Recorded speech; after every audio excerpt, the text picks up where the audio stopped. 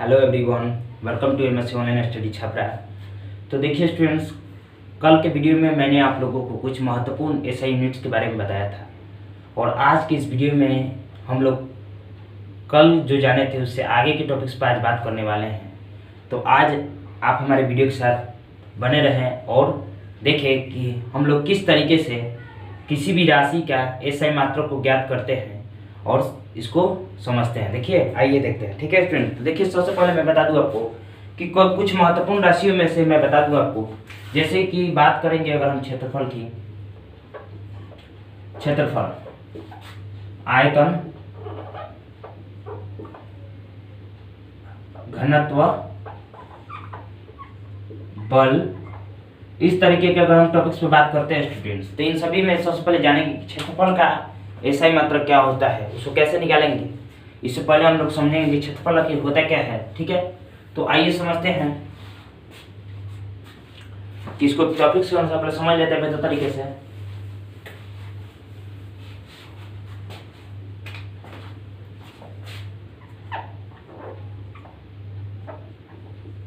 हमारा आज का टॉपिक है क्षेत्रफल, इसको बोलते हैं एरिया। क्षेत्रफल का मतलब क्या समझते हैं स्टूडेंट्स? देखिए हम आपको बताते हैं। मान लीजिए कोई भी फिगर है, ये फिगर है हमारा, तो जो इसके अंदर का जो क्लोज एरिया है, मतलब क्लोज जो फील्ड है, अंदर में जो बचा हुआ क्षेत्र है, इसको हम लोग बोलते हैं क्षेत्रफल। ठीक है, तो हम लोग बोल देंगे इस तरीके से इसका डिफिनेशन, किसी भी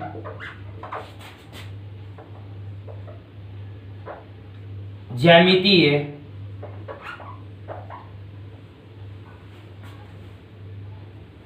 किसी भी लिख देंगे, किसी भी बंद ज्यामितीय किसी भी बंद ज्यामितीय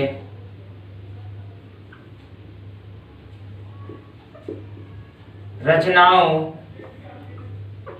के अंदर के भाग को क्षेत्रफल कहते हैं। समझिए स्टूडेंट्स, हमने आपको क्या यहाँ बताया रहा है, देखिए आप समझिए थोड़ा। क्षेत्रफल क्या है? तो किसी भी बंद ज्यामितीय रचनाओं के अंदर के भाग को क्षेत्रफल कहते हैं। मान लीजिए कोई भी, जैसे हम बात करेंगे, अगर ये रेक्टेंगल की बात करेंगे, स्क्वायर है तो स्क्वायर ही हमारा, मान लीजिए स्क्वायर है तो स्क्वायर के अंदर का जो ये एरिया है इसको हम क्षेत्रफल बोलते हैं। या आप सर्कल ले लीजिए, सर्कल के अंदर के सब क्षेत्रफल हो गया है। इसको ट्रायंगल ले लीजिए, ट्रायंगल के अंदर का क्षेत्रफल हुआ है। तो आप देख सकते किसी भी बंद आकृति, ये बंद क्लोज फिगर है, इसके अंदर के जो क्षेत्र बचा है इसी को हम लोग क्षेत्रफल के नाम से जानते हैं। इसको हम लोग क्षेत्रफल बोलते हैं, एरिया बोलते हैं। ठीक है, तो हम लोग अब इसके एसआई मात्रक के बारे में जानेंगे स्टूडेंट्स, थोड़ा देखेंगे यहाँ पर। आइए समझते हैं। यहाँ लिखेंगे क्षेत्रफल, क्षेत्रफल का एसआई मात्रक। क्षेत्रफल का एसआई मात्रक जानेंगे तो देखिए स्टूडेंट, क्षेत्रफल जो होता है, क्षेत्रफल अगर हम बात करेंगे तो क्षेत्रफल का देखिए, क्षेत्रफल L गुने B, इसको होता है लंबाई गुने चौड़ाई, लंबाई गुने चौड़ाई। तो एक बात बता दूं मैं आपको, लंबाई तो एम के, हम लोग किस पद्धति में चल रहे हैं, तो एम के पद्धति में चल रहे हैं, तो यहाँ लंबाई का मात्रक जो होगा मीटर होगा, और चौड़ाई भी क्या है, एक प्रकार का, इससे भी चौड़ाई भी तो हम लोग मीटर के ही से नापते हैं ना, तो इसको भी मीटर होगा। तो आप देख सकते हैं यहाँ पर मीटर एम तो यहाँ कितना 2m हुआ, तो मीटर स्क्वायर हो गया। चूंकि यहाँ पर मैं आपको समझा दूं, इसका पावर 1, इसका पावर 1 है, बेस से रहेगा, पावर को हम लोग जोड़ देते हैं, तो हम लोग बोल सकते हैं कि क्षेत्रफल का मात्रक जो हो गया हमारा मीटर स्क्वायर हो गया।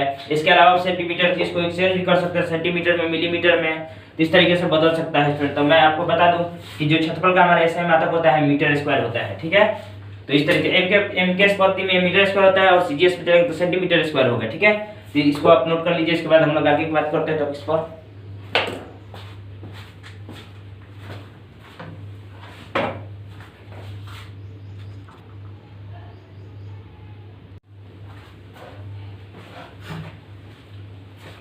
तो हम लोग सेकंड टॉपिक्स पे चलते हैं स्टूडेंट्स। देखिए सेकंड जो हमारा पॉइंट है वो है आयतन। आयतन जिसको हम लोग बोलते हैं वॉल्यूम। वॉल्यूम, ठीक है। आयतन के बारे में जानते हैं कि आयतन कैसे मात्रा क्या होता है। तो देखिए स्टूडेंट, मैं बता दूं, आयतन का SI मात्रक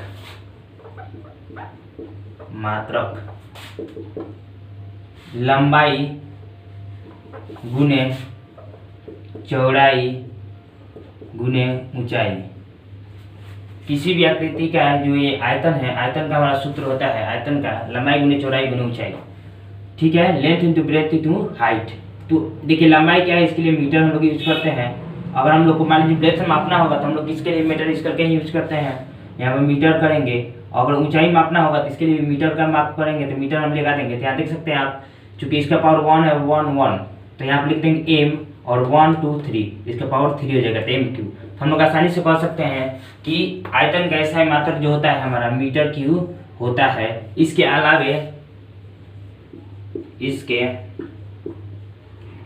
अलावे अब मान लीजिए अगर बात करेंगे, इसके अलावा अगर बात करते हैं कि ये तो हमारा MKS पद्धति के लिए हुआ मीटर क्यू, तो अगर सीजीएस में चलता है तो इसका हो जाएगा सेंटीमीटर क्यू, मिलीमीटर क्यू, इस तरीके का होता है स्टूडेंट्स। और भी आ जाएगा .ttc। तो कहने का अर्थ है कि इसको कंफ्यूज नहीं होना है, इसको समझना है बेहतर तरीके से कि अगर आपसे कोई पूछता है कि आयतन का SI मात्रक क्या होता है तो metre cube, centimetre cube, millimetre cube, इस तरीके क्या हो सकता है स्टूडेंट, ठीक है। तो इसको समझना होगा। अब हम लोग इसके बाद नेक्स्ट पॉइंट पर बात करेंगे। देखिए हमारा ये है आयतन हो गया है, क्षेत्रफल मैंने बता दिया, आयतन बता दिया। अब इसके बाद हम लोग चलेंगे थोड़ा घनत्व पर चलेंगे। तो घनत्व पर जाने से पहले हम लोग और भी टॉपिक्स पर बात करते हैं।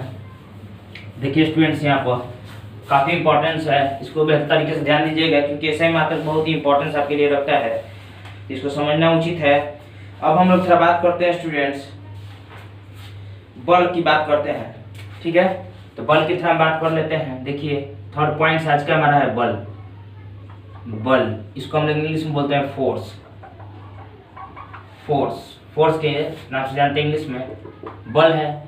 तो बल के बारे में बता दूं आपको, तो बल देखिए, बल वह कारक है जिसके द्वारा हम किसी भी आकृति के स्थिति में परिवर्तन ला सकते हैं। कहने का अर्थ है कि कोई भी वस्तु हो उससे हम बल लगा कर चाहे तो उसको एक जगह स्थान से दूसरे स्थान तक आसानी से ले जा सकते हैं, ठीक है। तो ये है इसका डिफिनीशन हो जाता है स्टूडेंट्स। इसके बाद हम बात करेंगे इसके बल के SI मात्रक के बारे में बात करेंगे। तो यहाँ देख लीजिए, यहाँ आप समझते हैं फोर्स की बात है, बल का SI मात्रक लिखते हैं, बल का SI मात्रक। तो समझते हैं बल के SI मात्रक क्या होता है स्टूडेंट। सबसे पहले इस पर ध्यान दीजिएगा थोड़ा। तो इसका जो फॉर्मूला होता है हमारा द्रव्यमान गुने त्वरण, द्रव्यमान गुने त्वरण, ठीक है। तो मैं आपको बता दूं कि द्रव्यमान वेट की बात हो रही है यहाँ पर। तो द्रव्यमान के लिए मैंने बताया था MKS पद्धति में द्रव्यमान के लिए क्या यूज होता है स्टूडेंट, kg होता है। क्योंकि मैं आपको बता दूं फिर से एक बार, MKS मीटर, लंबाई के लिए मीटर यहाँ इसके लिए यूज होता है मीटर, यहाँ kg होता है किलोग्राम, और सेकंड समय के लिए होता है। थोड़ा ध्यान दीजिएगा इसको। द्रव्यमान के लिए क्या हो जाएगा स्मॉल m, क्यों स्मॉल m मैंने बता दिया हूँ टॉप पॉइंट के रूप में, आप उसको थोड़ा ध्यान दीजिएगा। ये द्रव्यमान के लिए m यूज हुआ, या सॉरी द्रव्यमान के लिए क्या होगा kg यूज हो गया। और त्वरण का तो आप जानते हैं कि नहीं, मैंने आपको निकाल कर दिखाया था मीटर पर सेकेंड स्क्वायर। इस तरीके से आप करते हैं तो हो जाएगा आपका kg metre per second square. इस तरीके से आप बता दूं मैं आपको, चूंकि kg metre per second square equals to 1 newton, 1 newton होता है। तो हम इसलिए बोलते हैं कि बल का, यहाँ लिख देंगे, अतः बल का SI मात्रक न्यूटन होता है, न्यूटन। मैंने आपको बताया था, यहाँ पर मैंने स्मॉल n का यूज क्यों नहीं किया स्टूडेंट्स। अगर किसी मात्रक का नाम वैज्ञानिक के किसी नाम से मिलता है तो हम लोग अगर उसको संकेत में लिखना हो तो उसका हम लोग उस वैज्ञानिक के नाम का जो नाम होता है उसके पहले लेटर को हम लोग अंग्रेजी के पहले लेटर को कैपिटल रूप में लिखते हैं। तो ये हमारा न्यूटन हो गया। अगर पूरा लिखना हो तो हम छोटा में लिखते हैं पूरा न्यूटन, ठीक है। तो इस चीज़ को आप ध्यान रखिएगा स्टूडेंट्स, ताकि आप गलती ना कर पाए। इस चीज़ को नोट कर लीजिए। इसके बाद मैं अगले पॉइंट्स पर बात करता हूँ।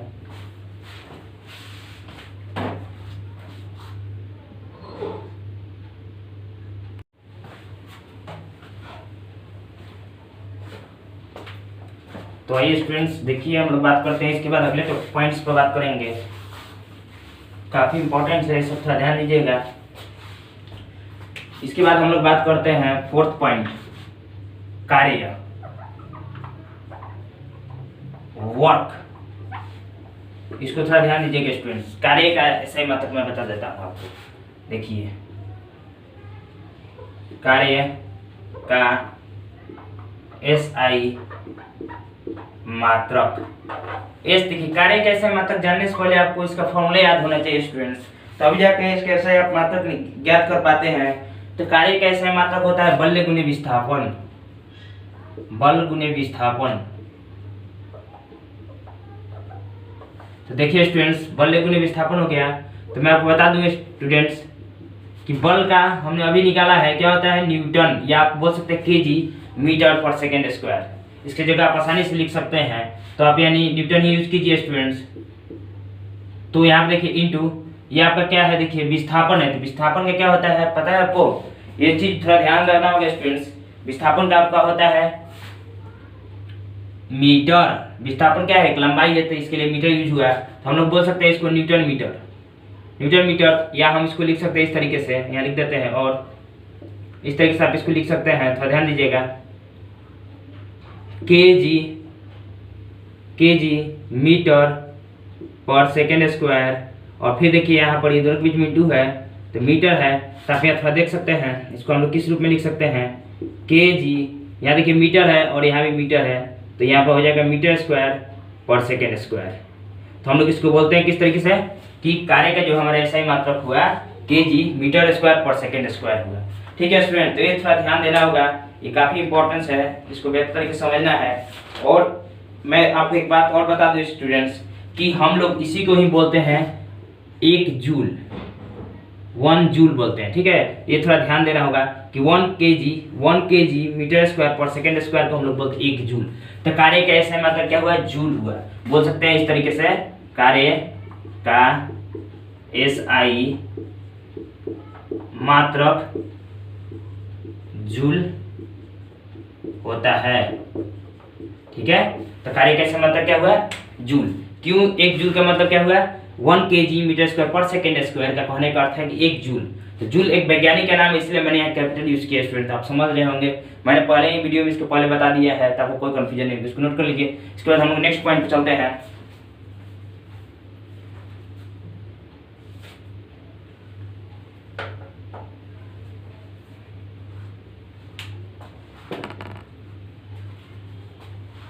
देखिए जो स्टूडेंट, इसके बाद हम लोग बात करते हैं, ये हमारा हो गया फोर्थ पॉइंट था। इसके बाद हम लोग फिफ्थ पॉइंट चलते हैं। फिफ्थ पॉइंट चलेंगे हम लोग स्टूडेंट्स, शक्ति, इसको आप बोलते हैं पावर। पावर की बात करते हैं, शक्ति का SI मात्रक क्या होता है।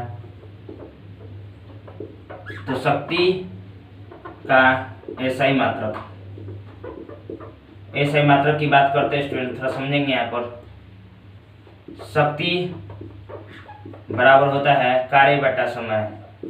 कार्य बटा समय। कार्य का SI मात्रक क्या है स्टूडेंट्स, ये पहले बताइए, आप बता सकते हैं इसको। कार्य का SI मात्रक अभी मैंने बताया है, अब तुरंत ही जूल होता है, तो यहाँ पर लिख देंगे जूल, जूल यूज कर देंगे। और यहाँ पर समय सेकेंड है, तो इसको लिख देंगे सेकेंड।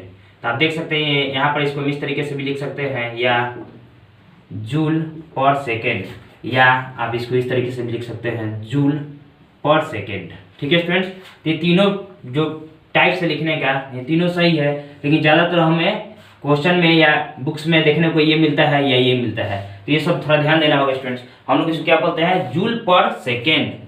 जूल पर सेकेंड बोल सकते हैं इसको आसानी से। तो हम बोल सकते हैं कि यहाँ शक्ति का जो SI मात्रक हुआ है जूल पर सेकेंड होता है। इसके अलावा मैं आप लोगों से अगले टॉपिक पॉइंट्स पर बात करते हैं स्टूडेंट्स, ध्यान दीजिएगा।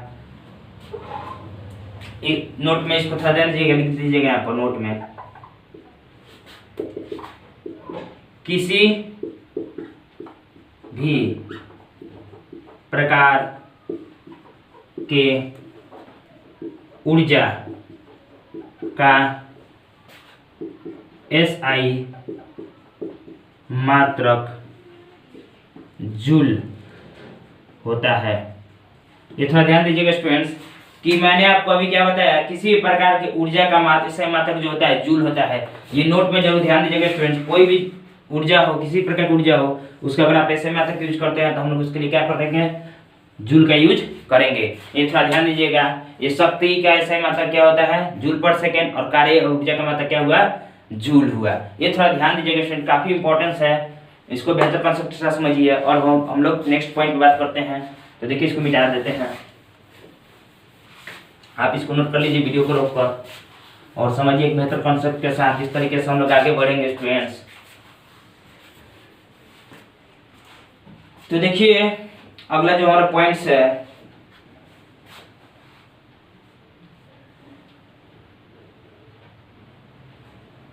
अब हम लोग अगला जो पॉइंट्स लेकर चलते हैं स्टूडेंट्स, तो हमारा है दाब। 6 पॉइंट दाब। दाब का अगर आप ऐसे मात्र तो दाब बराबर क्या होता है, मैं आपको बता दूं स्टूडेंट, बल बटा क्षेत्रफल होता है। इसका फॉर्मूला क्या होता है, बल बटा क्षेत्रफल। तो बल का क्या होता है स्टूडेंट्स, न्यूटन होता है ना, और इसका क्या होगा, न्यूटन हो गया। और क्षेत्रफल क्या होता है, मीटर स्क्वायर। तो मीटर स्क्वायर इस तरीके से आपको इसको लिखना होगा, तो आप किस तरीके से लिख सकते हैं, न्यूटन पर मीटर स्क्वायर। ठीक है। तो एक मैं आपको बात बताता हूँ, चूंकि 1 न्यूटन पर मीटर स्क्वायर को हम लोग बोलते हैं 1 पास्कल। 1 पास्कल 1 पास्कल बोलते हैं। तो आप अतः कह सकते हैं इस तरीके से, अतः दाब का SI मात्रक पास्कल होता है, पास्कल होता है। इस तरीके से आप यूज कर सकते हैं। तो थोड़ा यहाँ ध्यान दीजिएगा स्टूडेंट्स, से काफी इंपॉर्टेंस है, इसको बेहतर कॉन्सेप्ट समझिएगा कि 1 पास्कल का कहने का अर्थ क्या होता है स्टूडेंट्स। तो 1 पास्कल कहने का अर्थ होता है 1 न्यूटन पर मीटर स्क्वायर को हम लोग बोलते हैं 1 पास्कल। ये वैज्ञानिक के नाम पर इसको स्टूडेंट, अगर हम लोग इसको संकेत में यूज करना रहता है तो हम लोग बोलते हैं 1p।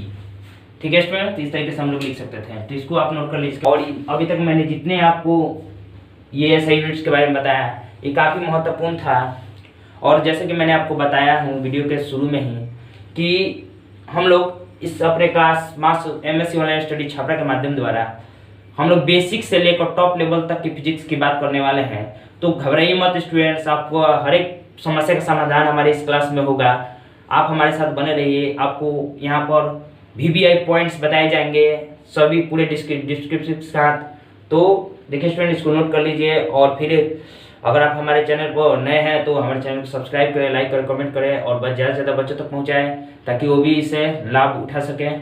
ठीक है स्टूडेंट, तो फिर मैं मिलूंगा कल के अपने नेक्स्ट वीडियो में। तब तक के लिए मैं चलता हूँ। जय हिंद।